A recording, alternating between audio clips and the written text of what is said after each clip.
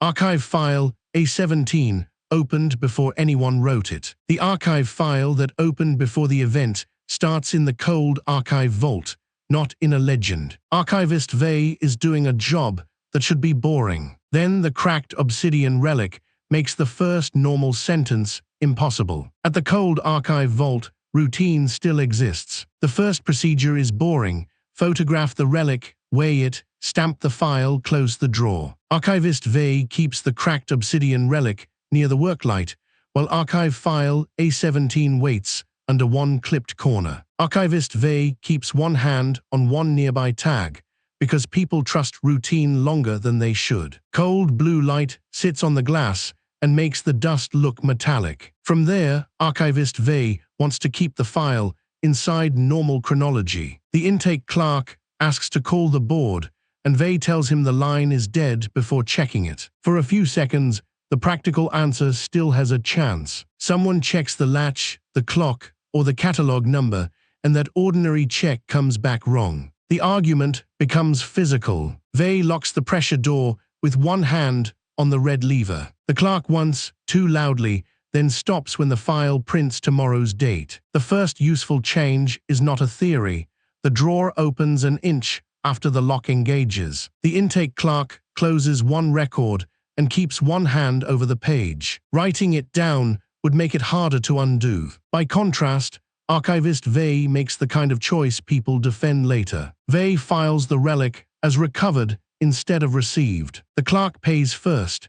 The archive loses tomorrow's measurements before anyone records today's. The clerk holds one hand against the table. The result is already in the room. Under pressure, the clerk tries to make the moment sound procedural. It does not work. The obsidian piece does not move. The room around it changes because the file is not older than the archive. It is waiting for the archive to catch up. The old label stays on one record, and Archivist Vey has to carry it anyway. Past midnight, the clerk now has to live inside the Rasu LT. Nobody gets a speech. They get the drawer, opens an inch after the lock engages. The intake witness tries the ordinary fix first. It is a good instinct, and it fails in a visible way. The failed fix leaves archive file A17 more dangerous than the black relic. After the argument, Archivist Vey stands beside the inner door and counts the ordinary things still working. The light holds. The latch holds. The person across from them does not. The file clerk steps back, then stops pretending the setback is only procedural. The dead probe bay looks manageable at first. The bay smells of coolant and old insulation tape. A silent probe lens stays on the table, close to the probe technician, while the impact telemetry sits beside the nearest hand. The probe technician checks one name under the lamp. The ordinary motion gives everyone one more second. Green diagnostic light pulses across a lens that should be dark. The technician wants to cut the feed before the board can classify it. The technician refuses Vey's order to replay the signal because the lens is reflecting a room behind them. No one panics yet. That would make the problem official. He pulls the data cable out hard enough to bend the pins. The night archivist keeps saying it is a mirror problem until she sees herself missing from the reflection. The room answers with a practical change. The mission wall redraws one route without asking permission. Vey slides one page flat and keeps two fingers on it. The probe tech chooses the practical lie. He keeps the damaged copy in his coat. The cost reaches the night archivist before the report can soften it. The probe bay erases the safest route from the mission wall. The archivist grips one rail. The result is already where everyone can see it. Vey reaches for the safest label. A silent probe lens keeps its place, but the old explanation fails. The lens has photographed the ruin from inside the archive. The old word stays on the page, and the feed technician has to walk it forward. The technician tries to undo the harm by returning to ordinary procedure. The procedure refuses to help. The impact telemetry records the cost anyway. The probe bay erases the safest route from the mission wall. The probe tech has a reason to hide the next detail. That is the human part. The choice is not madness, it is pressure. Then the mission wall redraws one route without asking permission, and the pressure becomes public. The night clerk asks for water and nobody answers quickly enough. That pause matters more than another explanation. The feed technician carries the cup over by hand, sets it down, and watches the room make the kindness feel late. The first minute inside the quarantine room is almost dull. The room has 2 chairs, 1 camera, and a checklist taped beside the hatch. The quarantine officer leaves a silver calibration needle where everyone can see it, and the quarantine order stays visible on the table. The quarantine officer sets 1 page beside the light, and nobody moves it. The hatch wheel is warm where nobody touched it. The officer wants 1 clean reason to let the staff leave. The officer argues with the board for 3 minutes while the needle points through the sealed wall. Everyone gives the ordinary explanation 1 last second. She puts the needle under a glass cup and weighs the cup down with her badge. Vey does not shout. That makes the officer feel worse. After that, the record has a new shape. The camera records an empty chair breathing. The classification board folds 1 sheet and traps it under 1 palm. The lock officer takes the option that can still be explained to a board. She seals the room with Vey still inside. That decision hurts Vey first, and the quarantine order seals a room no one has entered yet. Vey sets 1 cup down without drinking. The result has reached them first. The classification board tries to shrink the damage into paperwork. Nobody has to decorate the moment. A silver calibration needle now means this.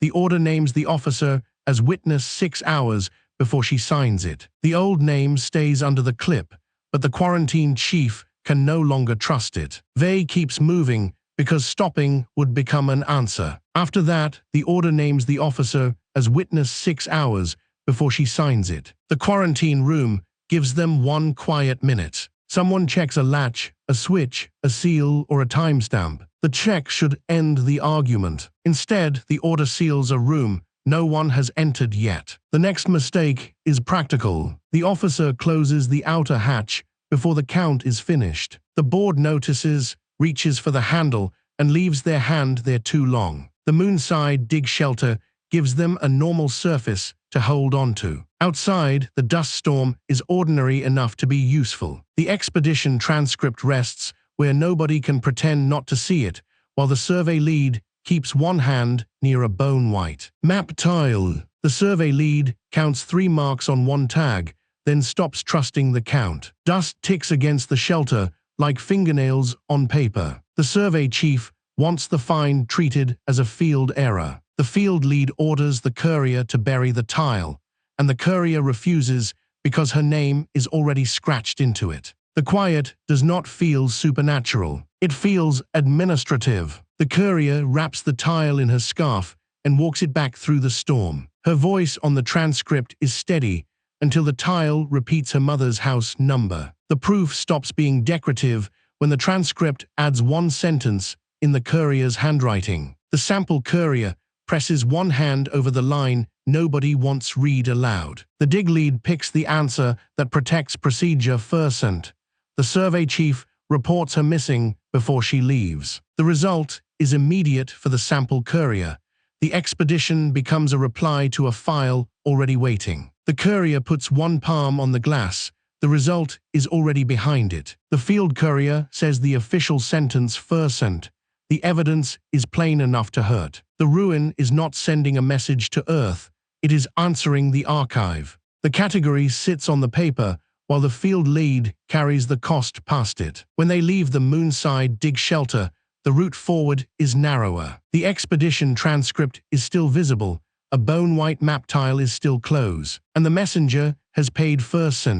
The courier understands the cost before the senior people do. Nobody calls it revelation. They are too busy deciding who has to touch a pale map tile next. Nobody has a speech ready. The field courier wipes dust from 1 sleeve and keeps looking at the floor. The dig lead lowers their voice because the quiet is easier to survive than certainty. Nothing in the catalog mezzanine announces itself as history. The mezzanine is quiet enough that every stamp sounds rude. The sealed drawer tag remains the only thing nobody wants to move, while the chronology correction lies flat in the working light. The catalog supervisor steadies one hand on the desk. Routine holds for another breath. Burnt paper smell climbs through the ladder well. The catalog supervisor wants the drawer deleted from the public index. The supervisor orders the junior analyst to sign a false correction, and the analyst signs it with the wrong hand. The sensible answer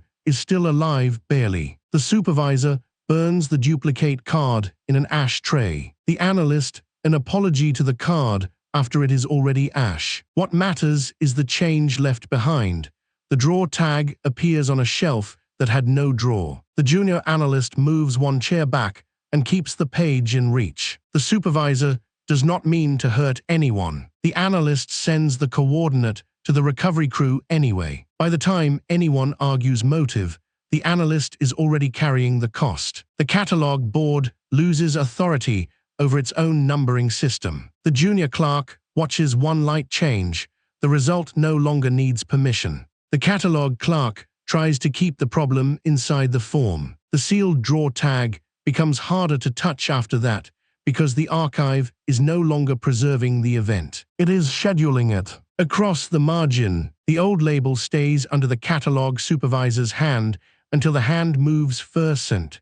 The detail is small enough to miss until someone tries to leave. Then the drawer tag appears on a shelf that had no drawer. The chronology correction changes the room's behavior, not just the theory. Nearer the source, the catalog chief moves from the doorway to the table, and the analyst moves back. That small movement tells the truth before anyone says it. For a while, the work becomes ugly and small. Someone labels a bag. Someone checks a switch. The mezzanine supervisor presses a thumb against the table edge until the skin goes pale. The final index room starts with work, not revelation. The last room has no relic display, only cabinets and a desk lamp with a bad switch. Behind that, Archivist Vey works around the cold brass drawer pull because the final access stamp remains close enough to read. Quietly, Archivist Vey keeps one thumb on the form until the paper bends. The lamp clicks off, then the drawer glows from within. Archivist Vey wants to close the file before the archive becomes part of it. The board witness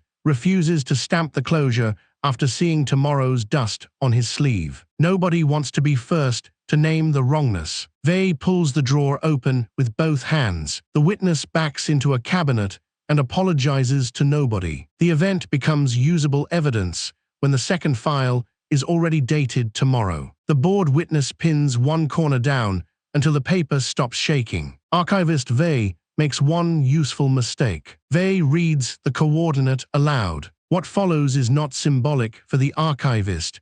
The final coordinate turns the archive from witness into destination. The board clerk keeps both feet still. The result moves anyway. The last witness wants the report to sound calmer than the room. The category breaks quietly around the cold brass drawer pull.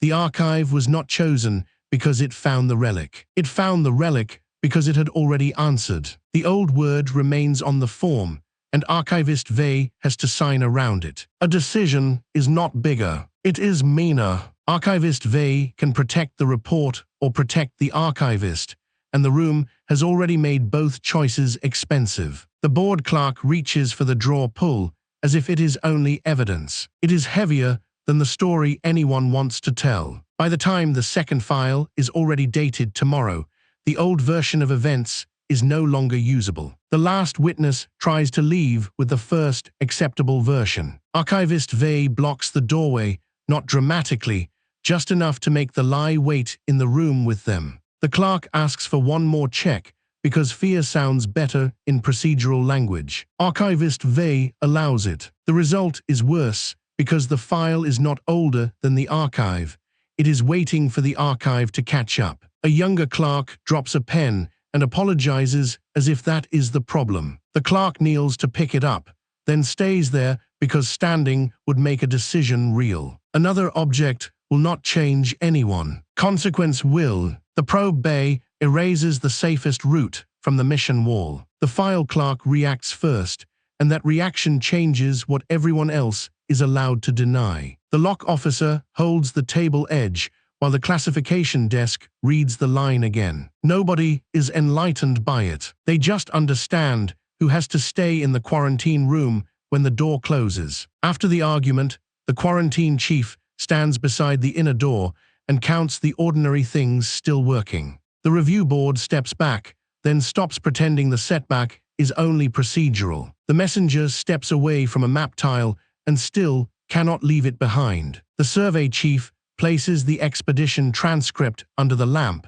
and the ordinary room stops feeling available. The junior clerk pulls the nearest chair back without sitting down. That tiny retreat matters. It gives the supervisor enough space to make the wrong useful choice. The catalog chief closes the outer hatch before the count is finished. The catalog clerk notices, reaches for the handle, and leaves their hand there too long. Archivist Vey opens the folder, closes it, and opens it again. The second look is worse, because the second record is dated 1 day ahead. The clerk touches the object under glass with 2 fingers, then wipes those fingers on their sleeve. The gesture is small. It is also the first honest vote in the room. Archivist Vey presses a thumb against the table edge until the skin goes pale. Vey sets the impact telemetry beside a silent probe lens and tries to keep both hands flat. The flat hands are a lie. Everyone sees it. The officer crosses the quarantine room too quickly and has to walk back. The quarantine page seals a room no one has entered yet. Vey kneels to pick it up, then stays there because standing would make a decision real. The courier drops the first explanation before anyone orders them to. A white tile sits there with enough weight to make obedience look childish. The mezzanine supervisor presses the seal down and waits for it to cool. It does not cool. The weight gives the analyst time to understand the archive is no longer preserving the event. It is scheduling it. After the argument, the supervisor stands beside the inner door and counts the ordinary things still working. The junior clerk steps back, then stops pretending the setback is only procedural. The archivist carries the final access stamp across the room like it might spill. By the time it reaches the table, the board clerk has already lost the cleaner version. The final image is simple. Archivist Vey remains in the final index room with the brass handle close enough to touch. The archive does not solve the file. It proves the file was opened before the event it records. The new file is marked with tomorrow's date. Then the archive sealed the chart and opened a second file